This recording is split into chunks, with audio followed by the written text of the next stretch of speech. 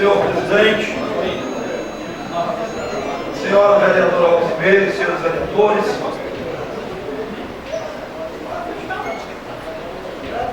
agente político, vereador interiorano, a gente fica assistindo o que ocorre no Brasil e fica sempre sentindo-se cada vez menor para resolver os problemas. Mas antes de eu começar a falar o que pretendo, eu queria parabenizar e abraçar o vereador Zé Cotó pelas suas intervenções aqui na Câmara, que sempre muito alegre, muito contundente também, e traz o retrato fiel, sem minhas palavras, do que seja a função de vereador e nós políticos. Se a gente tirar a máscara dos políticos, é mais ou menos o que você está dizendo, Zé.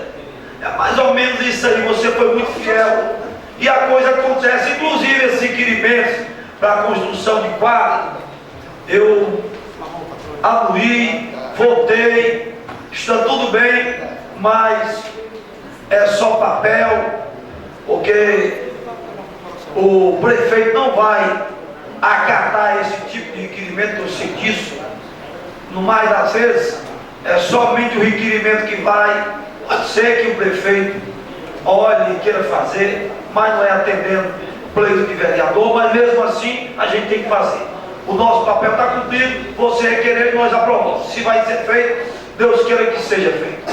Mas o que nós queríamos ver, que está surpreendendo a nós da classe política, o que está acontecendo esse dia no Brasil e aqui no estado do Ceará.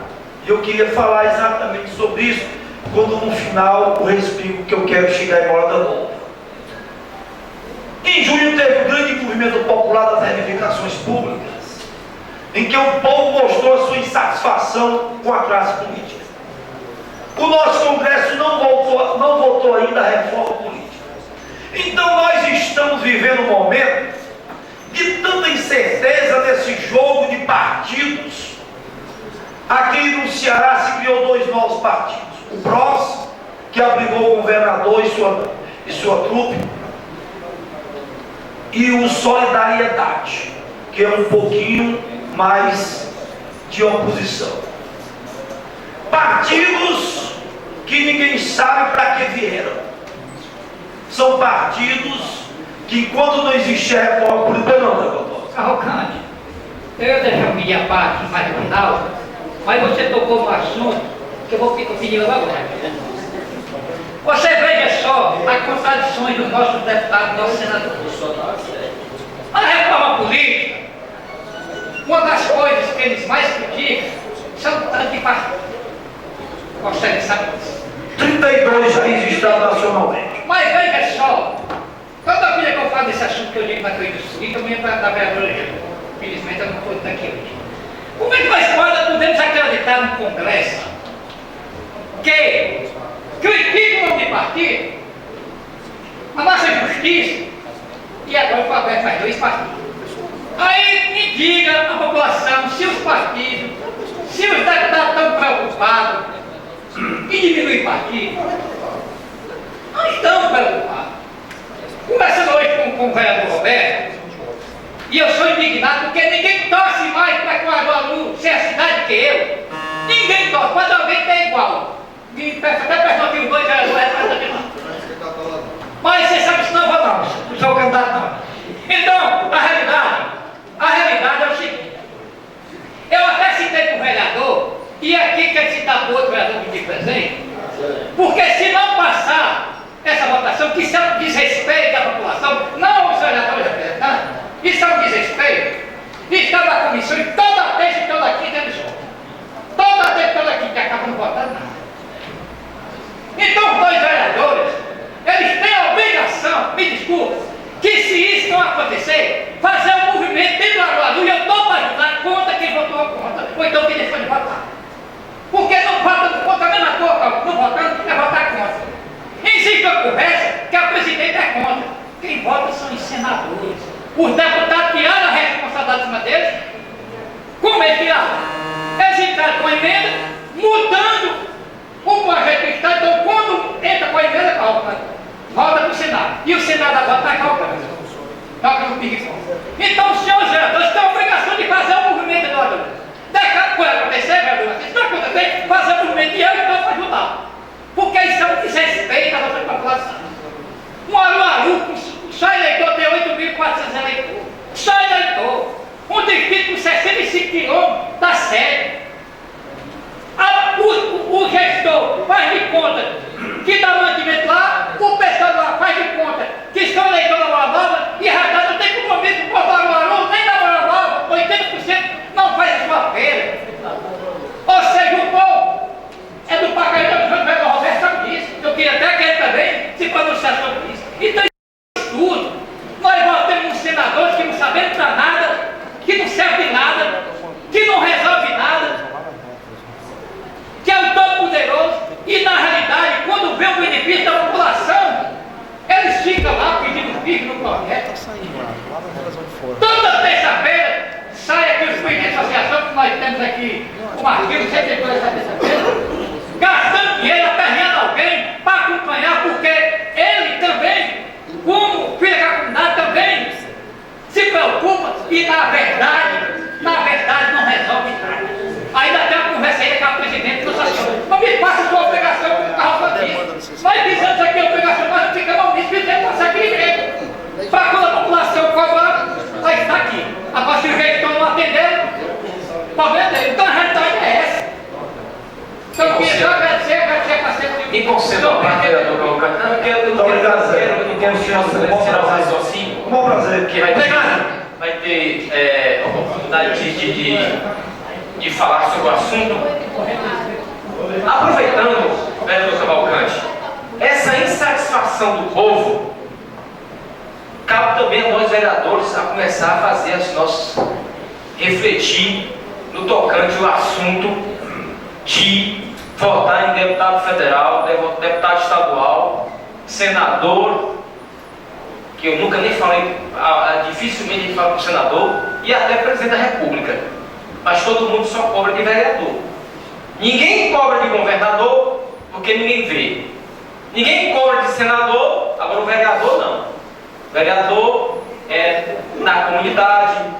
E aí, fazemos essas reflexões para que a gente possa votar em alguém que tenha compromisso com o povo. E esse povo não foi os partidos que foram para as ruas. O povo foi para as ruas, vereador Cavalcante. O povo foi que se organizou. Não tem líderes. Ali não tem líderes. É tanto que a presidente queria negociar com os líderes. Não existe líder. Ou seja, o líder. O povão. Por quê? Por conta da omissão ao longo dos anos dos governos para com o povo. Em todos os aspectos socioeconômicos. Todos. E aí a insatisfação é grande e nós temos que refletir, nós temos que ouvir a voz desse povo, porque esse povo não é partidário. Esse povo é um povo consciente. São jovens que estão utilizando das redes sociais, que não têm mentes, que não foram ainda corrompidas, ou seja, mentes corruptas, e a gente precisa ouvir esse povo para que a gente possa entender. Porque a política em si, viu, senhor presidente e a todos aqui, tem gente que fala que não, porque eu não gosto de política. A política, ela é boa. A política em si, ela é essencial, ela é primordial, ela é fundamental para poder o homem viver em sociedade, o homem viver em harmonia com o próximo. Agora, a politicagem, a desonestidade, a corrupção, a impunidade, é os homens que fazem, não a política. A política não. Quando Aristóteles, o vereador Arilton, que sempre cita o nome aqui, que é o pai da ciência política, ele falava muito bem que a ciência, ele já falava, o homem tem que viver em sociedade. Então é a ciência maior que coordena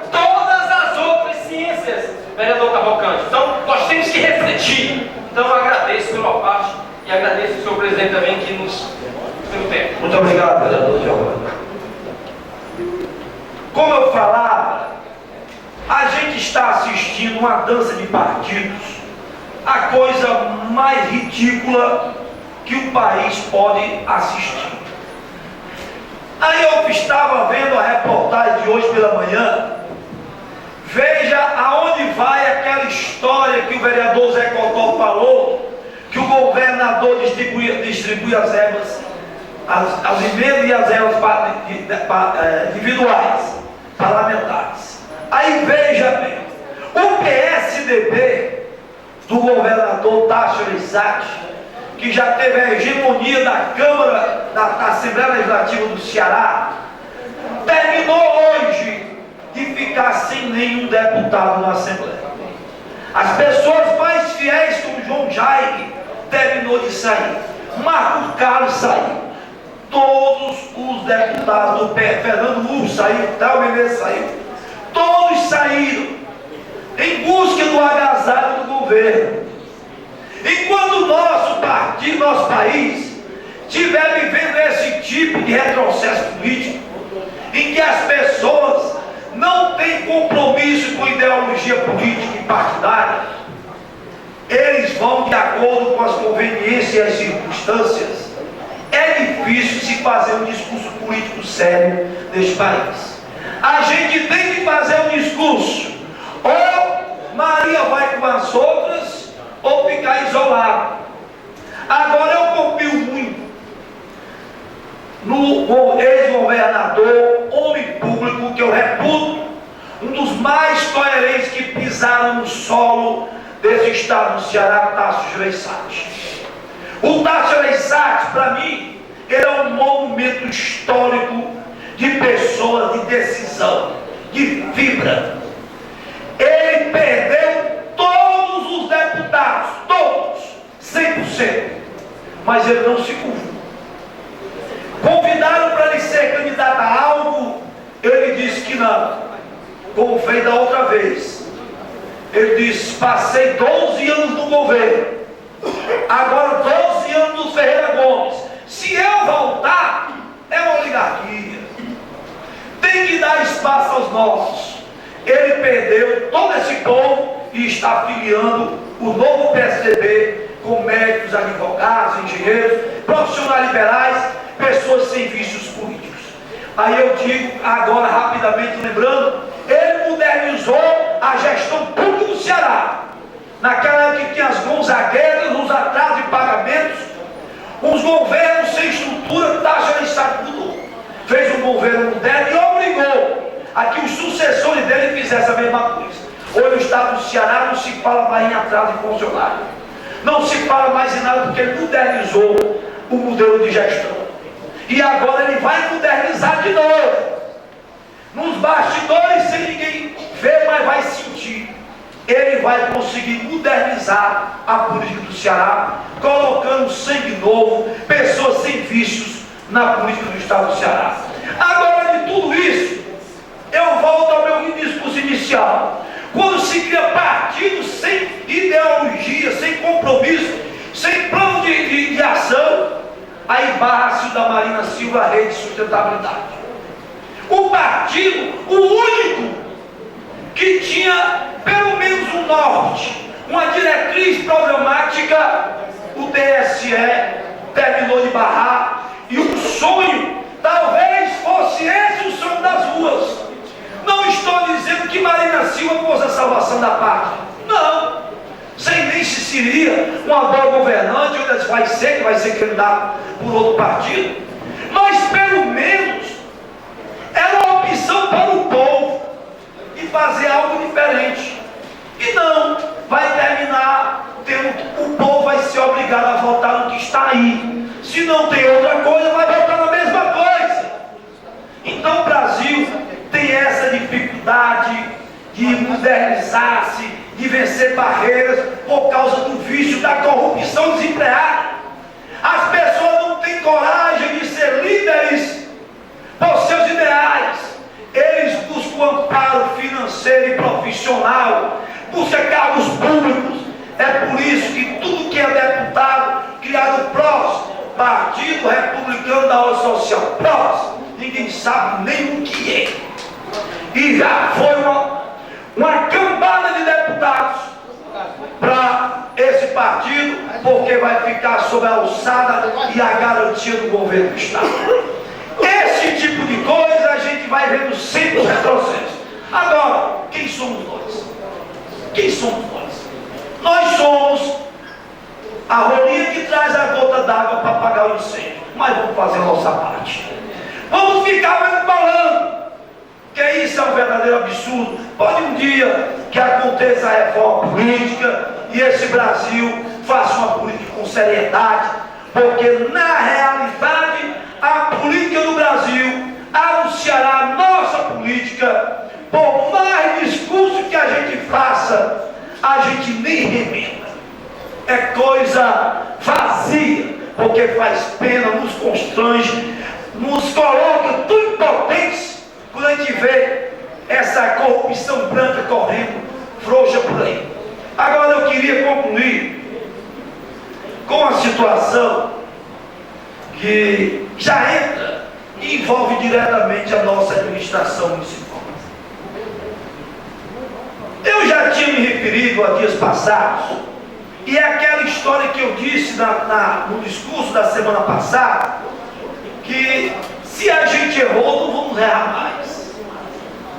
Está acontecendo um fato, que eu não sei nem se tenho permissão, mas é porque eu já estou no calor do discurso, não vou mais parar. Essa perseguição tola, antiga, antiquada, ditatorial, aí não adianta dizer, porque nem isso eu admito. Não, mas quando você está no poder fazia não. Não fazia não, porque, primeiro que tudo, eu sempre fui um dos cabeças do nosso grupo político. E eu não recordo. Se houve alguma coisa, podem me acreditar que eu não tomei conhecimento. Porque senão eu não iria fazer um discurso aqui, para depois dizer, mas você fez também. Eu não admito a perseguição a funcionários. Nunca admiti. Aqui tem uma prática de pegar a pessoa que mora no Iraponga concursada, aí colocar para ir trabalhar no Aruaru sem transporte. Aí prejudica o funcionário, maltrata o funcionário. Tudo isso já passou e parece-me que essa prática já está sendo abolida, já está menor. Já está menor. Recebi menos denúncias, menos reclamações nesse sentido. Não sei se os demais vereadores receberam. Agora o que me chamou mais atenção, e isso aí eu acho que é improbidade administrativa. Deveria-se, eu sei que o Ministério Público não tem espaço e tempo para cuidar de tanta coisa. Se ele fosse cuidar de denúncia, eu acho que ele nem trabalhava mais só para fazer isso. Veja bem, eu não admito, eu acho retrocesso, acho improbidade, acho desrespeito você colocar um funcionário concursado em plena atividade laboral, com a saúde perfeita, sentado num banco, às 8 horas do expediente, olhando humilhado para o chefe, e não ter o que fazer nem prego, e pegar um prego numa bate-sabor. E no lugar desse concursado hábil, competente, já experiente na função, coloca-se um contratado. Aí fica aquela pessoa parada. Olha, estão pagando funcionários para não fazer nada, para humilhar. Esse tipo de coisa é revoltante. Não é coisa que se faça. Eu disse uma vez e volto a dizer com todos os meus pulmões: eu não acredito, pode ser que mude, eu não acredito 1% nessa administração. Porque ela não olha, ela não demonstra olhar, ela não acena que vai mudar, que vai modernizar, que vai fazer algo de novo. Se eu fosse o prefeito, eu iria tentar, se não conseguisse, acabar com essas coisas. Porque não cresce o prefeito, não cresce a cidade, não cresce ninguém. fiscaliza a gestão pública. Eu cito um exemplo, que um deles eu conversei, não vou citar o nome, 3 motoristas profissionais aqui da ação social, 3 motoristas, 3. Eles, antes eles ficavam sentados lá de fora, mas o povo que passa não vê eles sentados o dia todo, o para lá de dentro. Eles ficam sentados numa sala, olhando para o outro, conversando, contando piada, enquanto contrataram outros motoristas para ir trabalhar. Isso é um absurdo. Aí, minha gente, fica aqui o meu discurso de revolta, de tristeza, de decepção com esse tipo de coisa. É coisa muito pequena o tamanho da nossa moradia. Vamos administrar com os seus. Eu não estou dizendo que o prefeito vai procurar pessoas adversárias dos cargos comissionados, não. Mas os funcionários concursados têm que trabalhar. Eles têm que trabalhar qualquer que seja a sua ideologia política. Tem que trabalhar.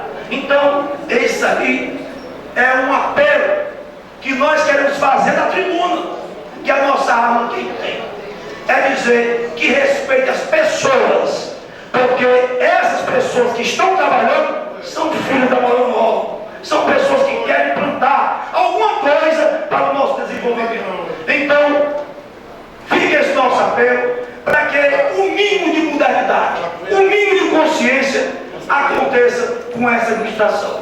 Queira Deus que tudo que ele está dizendo hoje, daqui um dia mude, que a administração floresça, seja uma grande administração.